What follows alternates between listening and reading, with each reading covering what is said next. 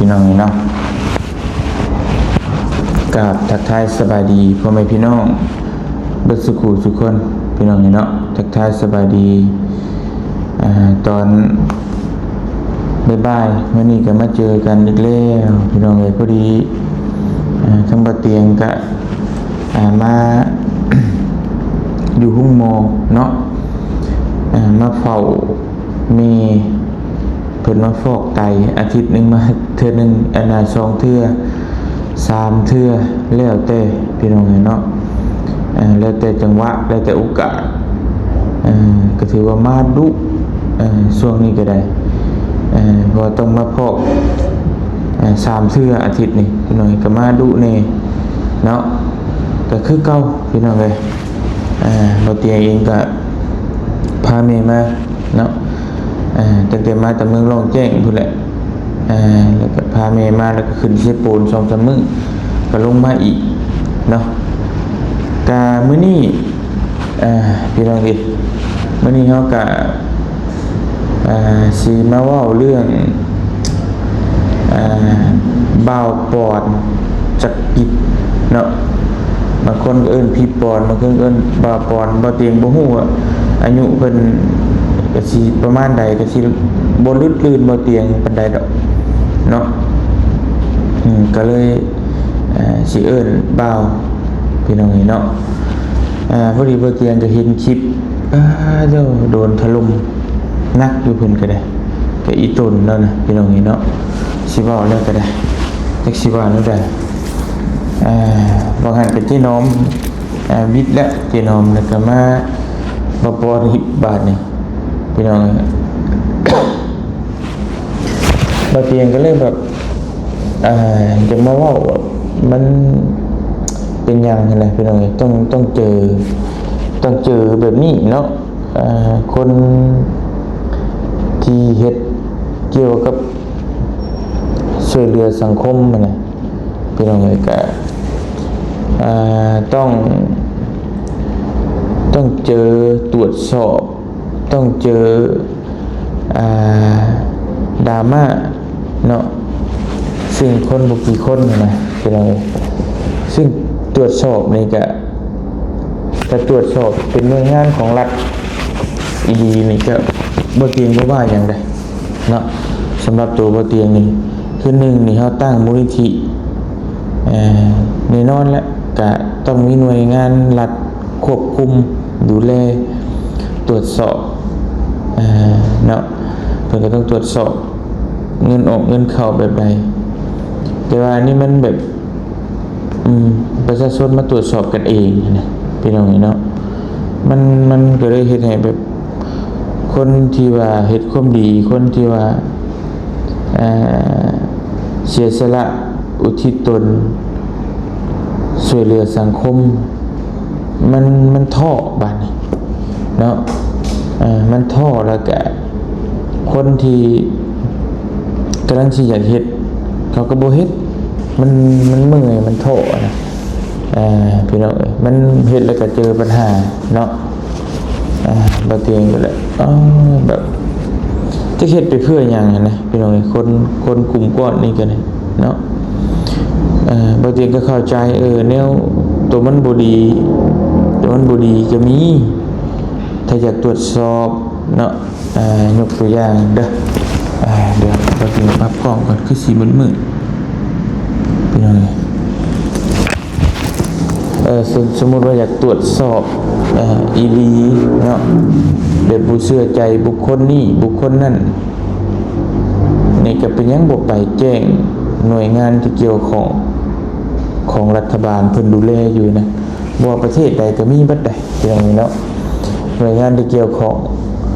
เกี่ยวกับคุ้มครองมูลนิธิ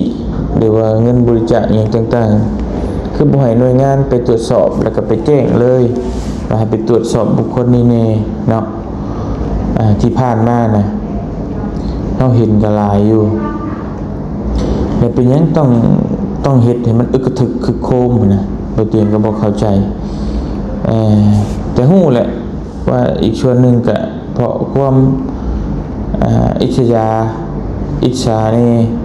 อีกส่วนหนึ่งก็ บกคักหูคักตาอีกส่วนหนึ่งก็บ่มักขี้หน้าแล้วก็อีกแบบหนึ่งกันในโลกออนไลน์ชั่วมื้อนี้มันได้เงินเฮาเฮ็ดเฮาเว้าแล้วก็ได้เงินเว้าในโทรศัพท์นี่ก็ได้เงินก็เลยเอาเป็นบ่จักจบจักสิ้นเนี่ยก็เว้าไปตลอดบาดมันจะเว้ามันจบแล้วก็เว้าอยู่หั่นแหละเว้าแล้วมันได้เงินเด้พี่น้องประมาณนั้นก็เลยคนที่ว่า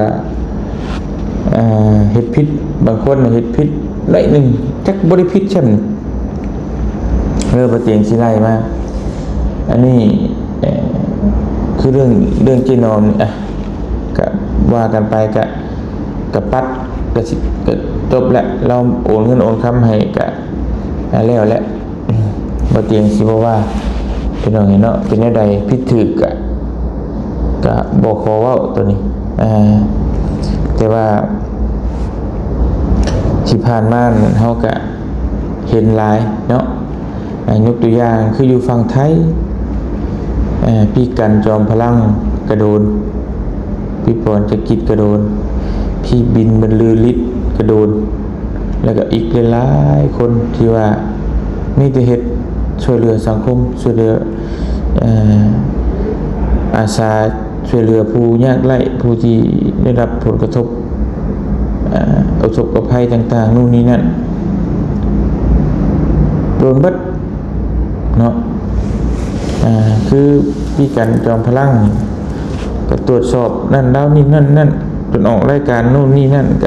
ก็วิธีไปที่มาบ่ได้แล้วก็โปร่งใสทุกอย่างเนาะก็เฮ็ดหยังบ่ได้แล้วก็ย่าซื่อๆนะพี่น้องเอ้ยและก็บ่มีไผมาขอโทษเรานะผู้ที่เว้าก็บ่ขอโทษคือพี่เบาปอนนี่คือกันมาถามนู่นถามนี่แล้วก็มีเอกสารยืนยันให้ได้เบิดในคำขอโทษจากไผที่ว่าอยากเว้าแล้วก็บ่มีนะบ่เตียงก็เลยว่าคือคนเฮาชั่วมื้อนี้คือเป็นแบบนี้นะเนาะบ่เตียงว่าแบบอยากเว้าใส่ให้ป้ายสีคนแล้วก็พอไปตรวจสอบมันยังเขาบ่พบเนี่ยความผิดอีหยังก็บ่ขอโทษเขาอีกนะก็ปล่อยเฉยๆไปแบบธรรมดานะมันแบบว่ามันคือแบบบ่เตียงมันบ่ค่อยยุติธรรมปานใดเนาะแค่ลำพังว่าเฮาเฮ็ดช่วยเหลือเนี่ยมันก็เมื่อยเลยพี่น้องเนาะเมื่อยนะบางคนเมื่อยเป็นหยังอยากเฮ็ดก็เพราะใจเฮานี่แหละพี่น้องใจเฮานี่มันคิดบ่คือกันบางคนก็เมื่อยเนี่ยนอนอยู่แต่ว่าบางคนก็เมื่อยเนี่ยก็พักมีแห้งแล้วก็ไปต่อประมาณนี้แต่ก็มันอยู่ที่ใจเฮาอยากเฮ็ดนะบ่ได้เกี่ยวกันว่าสิต้องนู่นนี่นั่นบ่ต้องรอโอกาสบ่ต้องรอเวลาเพราะว่าเฮาบ่ฮู้มื้อตายมื้อใดได้พี่น้องเนาะมื้อสิตายมื้อใดก็ยังบ่ฮู้เพราะฉะนั้นก็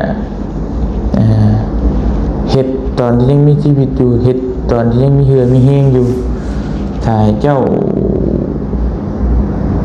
พร้อมทุกอย่างมันเป็นแบบบ่ได้แล้วก็คนก็ร้อยพ่อพันแม่เฮาก็เว้าบ่ได้ดอกไผอยากช่วยแบบใดหรือบ่ช่วยก็สุทธิแล้วแต่หรือไผอยากเว้าอยากว่าก็แล้วแต่นะพี่น้องนี่เนาะแต่ว่าก็สำหรับบ่เตียงนะก็จะให้คิดเห็นใจกันนิดนึงเพราะว่าคนช่วยเหลือสังคมเนี่ยมันแทบที่บ่มีหยังเมื่อยก็เมื่อยเลยคือบ่เตียงพี่น้องเอ้ยบางคนช่วงนั้นก็บ่เตียงมีเงินมีคำจักบ่เตียงสิเอาเงินมาแต่ไสพี่น้องเอ้ยเนาะลำพังอยากเปลี่ยนรถคันใหม่นี่ยังบ่ได้เปลี่ยนเพราะเฮาได้เงินมาเล็กๆน้อยๆมาก็ซอยคนคำว่าซอยเนี่ยมันปึ๊ดแต่พี่น้องมีเท่าไหร่ก็เบิดบ่ได้เหลือคือเจ้าสิรวยปานใดก็แล้วแต่เจ้ามีแต่แจกซอยเรืออย่างเดียวเนี่ยจังไดก็เบิดเงินจำนวนนั้นน่ะพี่น้องเนาะอันนี้ก็เป็นกำลังใจให้พี่น้องเอ้ย อยากเป็นกำลังใจให้ทั้งผู้ที่ทำความดีเนาะคือพี่ปอนนี่ก็เบาปอนนี่ก็เราเฮ็ดความดีก็หลายบ่เตียงก็สิซ้ำเราเทียบเท่าเราได้หรือบ่ถ้าบ่ได้ครึ่งหนึงของเราดอก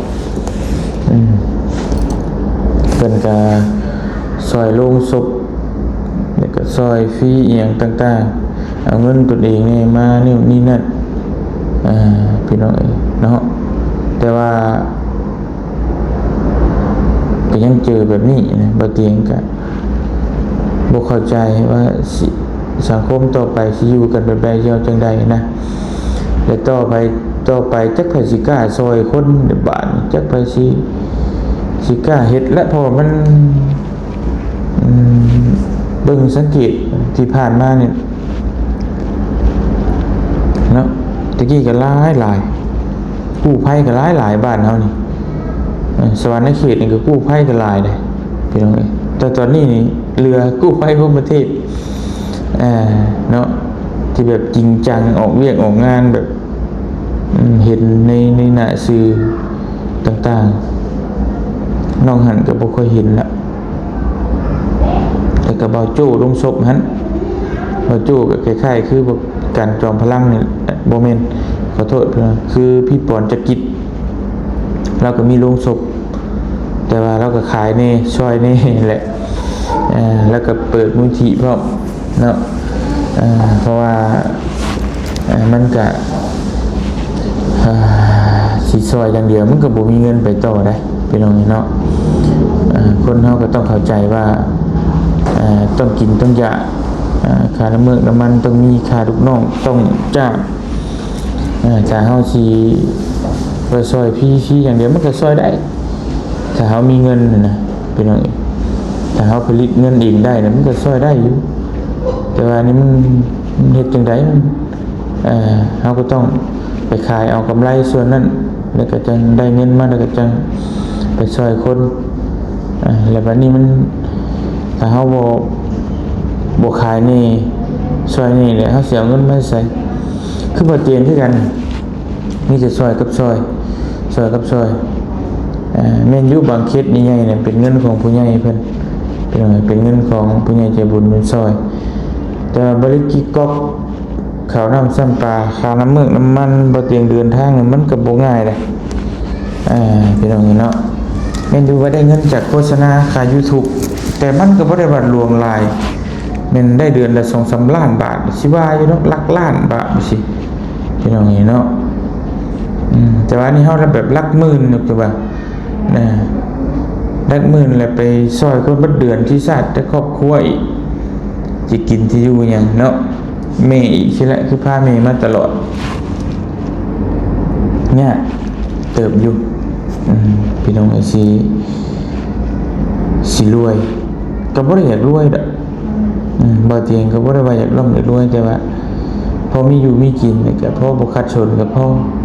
เนาะแต่เฮาเฮ็ดจนป่านนี้ก็ยังมีถือคนด่าคนเว้านะก็แน่นอนแหละบางคนว่าไปซ่าบ่เตียงให้คนร้อยพ่อพันแม่สิไปบั่นทอนจิตใจก็แม่นอยู่พี่น้องเอ้ยแต่ว่ามันร้อยพ่อพันแม่มันบ่คือกันแต่ว่ามันก็เฮ็ดให้เฮานี่ก็บั่นทอนจิตใจเฮาได้หลายเติบแล้วมันก็เฮ็ดให้เฮาแบบว่าบ่อยากมีแรงสู้ไปต่อนะพี่น้องเนาะบางคนก็ถ้าบริสุทธิ์เราบ่ต้องญาติก็แม่นอยู่กับบริญาตคือบ่เตียงกับบริญาตหยังอยากตรวจเป็นหยังจะตรวจก็ตรวจได้เบิดพี่น้องเอ้ย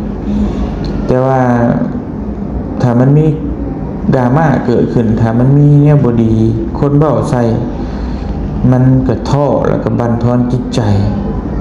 แต่ตัวนั่นแหละสิ่งสำคัญเฮาก็บ่มีแรงเดินต่อเฮาบ่มีแรงย่างต่อบัดเพราะมันเฮาไปได้ทุกมื้อนี่ก็เพราะกำลังใจนะพี่น้องเนาะบ่เตียงก็โอ้จักสิว่าจังได๋ก็ได้แต่อดทนสู้ไปแหละเนาะบ่เตียงก็เคยผ่านเรื่องราวมาหลายแล้วแต่ก็ มาเห็นคนอื่นที่เจอแบบนี้นะเขาก็บ่คักใจนะก็อยากเว้าได้นิดนึงพี่น้องเนาะเห็นแล้วก็อีตนคนดีๆก็ต้องมาเจอแบบนี้ถึงสิดีบ่ดีก็บ่ฮู้แหละแต่ว่าคือเพิ่นก็ต้องมีความดีหลายเติบแหละบ่มีไผดอกสิดี 100% perfect แบบบ่มีหยังมนทินเลยนะมันเป็นแบบบ่ได้มันเป็นเนาะแบบว่าบ่มีแบบความบ่ดีแม้แต่น้อยเดียวนะซึ่งมันเป็นแบบบ่ได้นะคนเฮาเนาะมีกิเลสตัณหามีโลภโกรธหลงมันก็มีผู้น้อยผู้หลายนะแต่ก็เฮาก็เบิ่งความดีเพิ่นเฮ็ดซะส่วนหลายเฮาเบิ่งเอาความดีเป็นอย่างนี้เนาะคือพระพุทธเจ้าเพิ่นให้เบิ่งความดีเป็นหลักยกตัวอย่างคือบุคคลนี่เฮ็ดความชั่วหรือความดีหลายกว่ากันเนาะถ้าสมมุติว่า90%นี่เขาเฮ็ดแต่ความดีแต่เขาชั่วประมาณ10%นั่นถือว่าคนนั้นเป็นคนดีแหละเป็นจังไงมันบ่มีไผดอกสิดี 100% มันเป็นไปบ่ได้เนาะอันนี้ก็บ่เตียงก็ได้ฝากให้พี่น้องพิจารณาเบิ่งนำกันก็บ่มีไผอีหลีได้พี่น้องสิดี 100% บ่เตียงเชื่อแล้วเนาะอันนี้จะว่าพี่น้องเลยมีแต่อะไรก็เป็นกำลังใจให้นำกันเนาะเบิดทุกคนสบายดีโดยสบายดีโดยมาตัวน้องหมอป่ะแม่มากดมาสักปอสีเด็กโดยพามีมาฟอกไตโอ้โดยไปลองเลยตัวชีเพิ่นมากินข้าวกินน้ำมานั่งบ่เตียงก็มานั่งถ่ายอยู่นี่แหละพี่น้องเลยจังน้อยปลายปีแล้วก็พาเชื้อมาฟอกอยู่นี่แหละ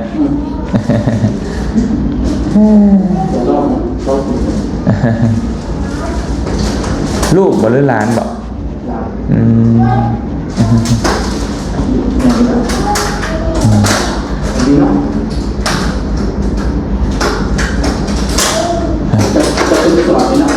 สวัสดีซิโน่โดย